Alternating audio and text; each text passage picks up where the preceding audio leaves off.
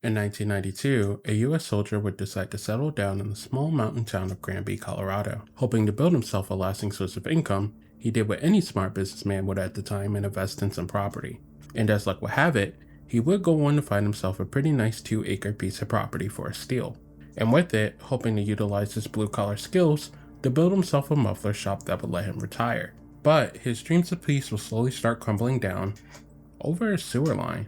By all accounts, what was supposed to be a smooth transaction spiraled into a small mountain town becoming a battlefield. But to understand how a sewer line would lead to one of the most infamous acts of destruction in American history, you first have to go back to the beginning.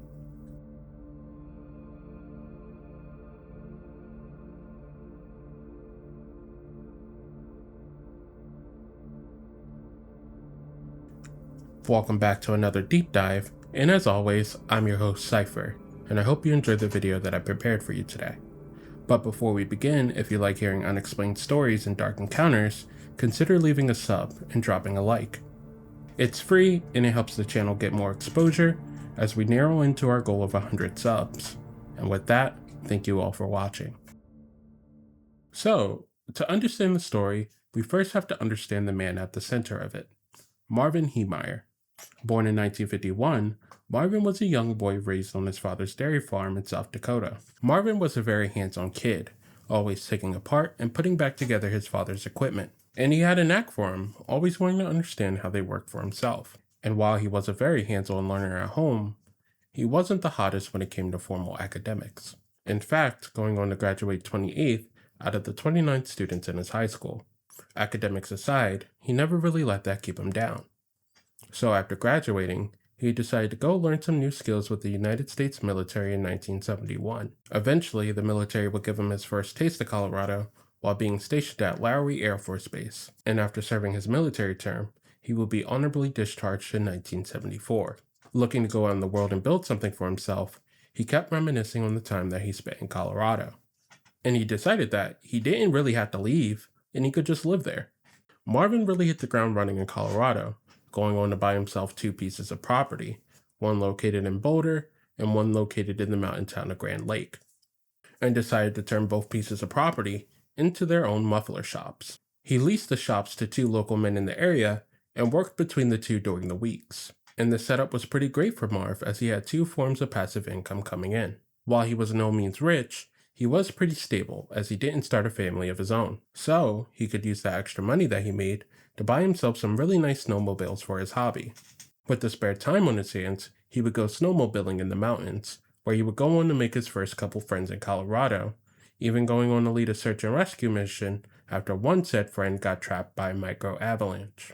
Marv was pretty happy with the business that he built in only 4 years, but unfortunately, things would start to unravel. At the Grand Lake location, one of his tenants named Doug was having a problem. Doug was struggling to make the rental payments to Marv as he was in the middle of going through a divorce with his wife. And now, while Doug may never admit it, Marvin suspected that there may have also been heavy drug use.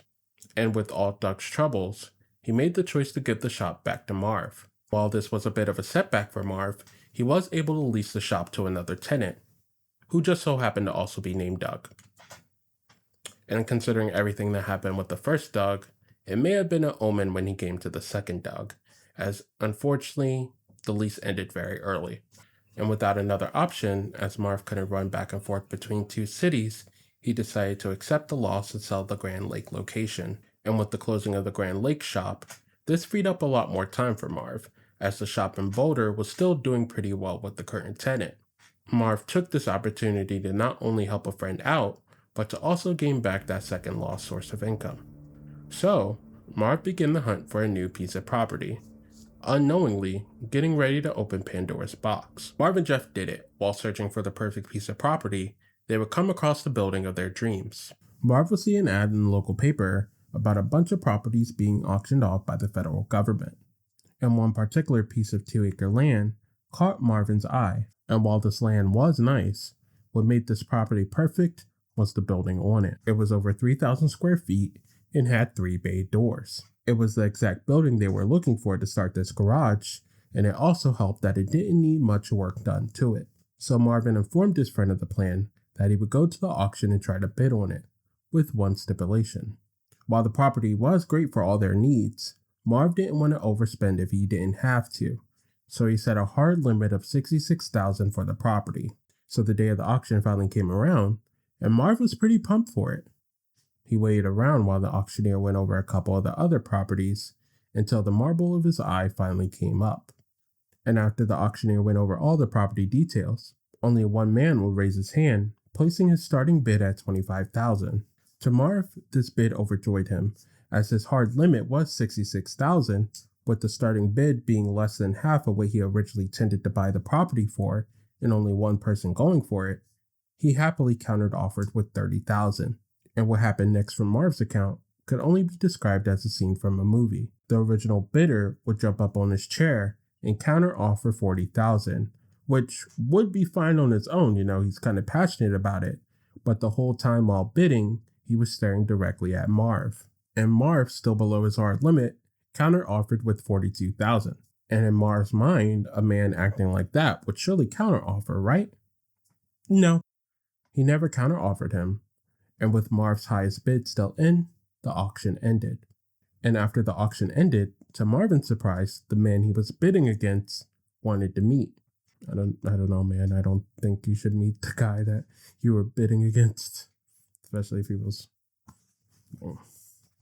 This encounter is solely from Marvin's experience, as we don't have anything else collaborating if this is in fact went down, but this is just coming directly from Marvin himself. From Marvin's experience when he went to go meet this man, the gentleman introduced himself as Cody Dochev, and with him his buddy named Gus Harris. And unfortunately, that will be all the pleasantries Marv would have while talking with these men, as he would go on to state that Cody Dochev would just begin hammering into him. Marv would describe Cody as rude and irate, and that Cody would just keep going on and on about who Marv thought he was, and who does he think he is taking the property from him. And all Marv could think of in this moment was the same thought that kept coming to his head over and over again earlier. What person wouldn't counter-offer at the auction, especially for something that he's really passionate about? Marv, trying to keep the situation calm, tried to find the middle ground between the two men, as he only wanted the property to help a friend out. Now, he offered to sell the property to Cody, but for the original price that he was willing to buy it for, $66,000. The men eventually went their separate ways after they couldn't work out an agreement, but Marv felt the situation wasn't over. While Marv was successfully able to get the property for the garage, his friend John would back out of the business venture. This did upset Marv a little bit, as he did take a verbal beatdown to get this property, but he looked at the bright side and viewed this as his second chance to try his hand at another muffler shop. And the property was doing pretty well too, as there wasn't many issues on the surface, until one day he received a visit from the Sewage and Sanitation Board member, Bud Wilson. Now to Marv, Wilson was a local friend in the community. They would occasionally have breakfast together, and Bud would stop by the shop to either talk to Marv or get some work done by him. Now Bud did inform Marv to be in compliance with Granby law, he did have to connect to the city sewer system. And Marv was fine with this, as up until now, the property had been using a makeshift sewer system, utilizing an old concrete mixer drum that was buried on the property when Marv brought it. Marv also learned that he would need to have access to a maintenance easement that just so happened to be on his neighbor's property. While Marvin was getting everything together for the sewer line, he learned that it would cost him nearly double what he brought the property for, roughly around $60,000 to $80,000. And as for the second issue, it's also kind of heavily he said, she said. Remember that maintenance easement that was located on his neighbor's property? That neighbor just so happened to be no other than Cody Dochev. Marvin stated that he tried to work with the Dochevs, even offered to buy the square footage needed so that he can have access to the maintenance easement. But apparently when he tried to discuss the contract, there was never any follow-through. Now the Dochevs claim this conversation never happened, even offering to give Marv access to the maintenance easement if he dropped a lawsuit against them. Now you're probably asking, what lawsuit? Put a pin in that. Marv decided not to connect to the city, because the price of it would cost him nearly double for what he originally paid for the property, but also the bad blood between him and Cody wouldn't allow him to get access to the maintenance easement. So he decided to stick with his barrel. While the town of Granby would say that it's fabricated and they wanted him to connect to the city, they left him alone for over 9 years. until the dough chef's next business venture. They wanted to turn their property into a concrete plant, but they just had one problem, a Marvin problem. And when Marv received word that they wanted to make a concrete plant, he was absolutely livid. Not only did he believe that this plant was bad for the environment with all the dust and noise that it would create, but it would also blockade his business off from his customers. Now, this concrete plant is very interesting. Remember how Marv just so happened to have a buried cement mixer on his property when he bought it? And now his neighbors suddenly want to create a concrete plant? This property wasn't just a nice place Marv found in the newspaper. It was also a lost piece of property that the dough chefs used to own. And now you're probably thinking, if it belonged to the dough chefs, why would it be up for sale at an auction? Before Marv even stepped foot into Granby, the dough chefs used to use the property as a concrete plant, hence why there was a buried mixer.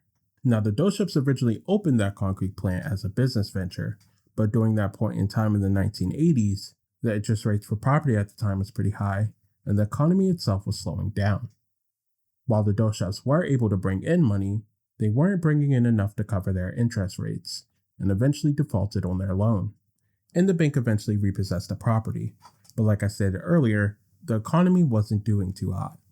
And with that, all these loans defaulting, the bank eventually went bankrupt. Whereas if the dough chefs were able to turn their financial hardship around, they could have been able to buy it back from the bank.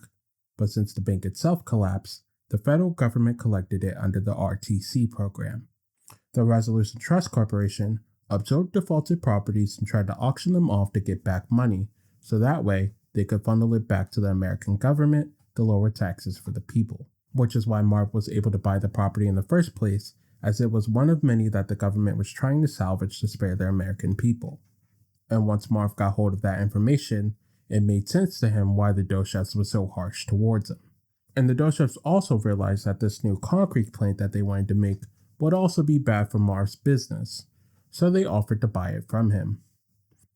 At this point, Marv was already 9 years into business in Granby, and in fact, planned to use this property to fund his retirement. So when the dough chefs tried to buy it from him, he wanted to make sure that he got all that was worth of it. And this too is also heavily contested, as Marv would say if they gave him $2,500,000 for the property, he would have walked away from it. Now the dough chefs claimed that they originally agreed to the price of the $2,500,000, but Marv kept going back to the table and gave them the final offer of $1 million, to which they declined. But Marv wasn't going to let this concrete plant take all that he's built, so he organized the members of his community and got himself a lawyer. Now, whenever you plan on using something for commercial use, it usually has to be approved by the city. Marvin and his group of counter-protesters would show up to these meetings for the concrete plant. They noted their concerns, most notably the dust and the noise it would cause in the local environment, and how it would harm businesses in the area. And Cody had a rebuttal at every turn, stating that they were taking the necessary safety measures and the jobs that it would bring to the Granby community. And after a while, people began to stop protesting the plant. And while Marv was losing the battle in the city, he wasn't quite done yet. Marvin hired Peter Dietz, who was a land use attorney. Marv told Dietz everything. He went over how the dough chefs used to own his property and how the plant they planned on building would ruin his business. Dietz, trying to represent Marv to the best of his ability, informed him that even though the concrete plant may be bad for his business, as long as the dough chefs had the proper paperwork, they could do it. The thing about that paperwork, though, there was a couple weird things going on in the background. See, the problem was obviously a concrete plant would be zoned for industrial use, but the thing was, both the dough chefs and Marv's property weren't zoned for that. So, the dough chefs went to the city to get it rezoned. Now, when it comes to industrial use, you don't just mark a couple acres here or there. It takes a large sum of land to be able to be used for industrial use. So instead of the city board making the dough chefs go through the proper channels and buy the land necessary to be classified for industrial use, they let him mark his land as a PDO. And for those of you who don't know what a PDO means, it means Planned District Overlay. And that PDO will legally allow the dough chefs to use their land for industrial use. And after finding this out, Dietz would accompany Marvin to the town hall meeting, where the board would clear the room so that they could talk. And after that private meeting with Dietz, the board will reconvene where they would announce they would have to start the process over due to council oversight. I don't know about you guys, but that kind of sounds like code that they got caught to me. And with that, Dietz and Marv took the battle to the courts. The court process was pretty daunting and expensive, And to prevent further rising costs, the Doshevs offered Marvin access to the maintenance easement he needed to hook up to the city if he dropped a lawsuit against them. And Marv refused because he thought he had a pretty good case.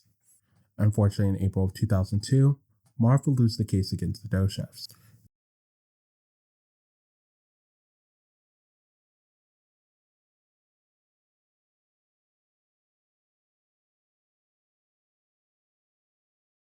He lost his case in the courts, he lost his case in the city, and was worried about the financial future of his business. So he did what any reasonable man would at this moment. Went out and bought himself a comatose bulldozer. At this point in time, due to the debts from the lawsuit and the uncertainty from his business, he decided it was time to sell. Mark put up his shop, everything inside, and the new bulldozer he brought up for auction in an attempt to make back as much money as possible. While the auction was a great idea, as he was able to sell the property and everything inside, unfortunately he wasn't able to sell the dozer. But he wasn't upset that he couldn't sell the dozer. In fact, he took it as a sign from God for what he had to do next. So Marv reached out to the buyer of the property and worked out a temporary lease for him to still be able to use the building. Now you're probably thinking, didn't he sell the shop because of his failing business? He didn't lease the building to continue to work. He leased it to create his final option. Marv was spiraling. He was mad that he learned about the connection between the Doshevs and the city, and he felt like his livelihood had been taken away from him, and he wanted to punish them all for it.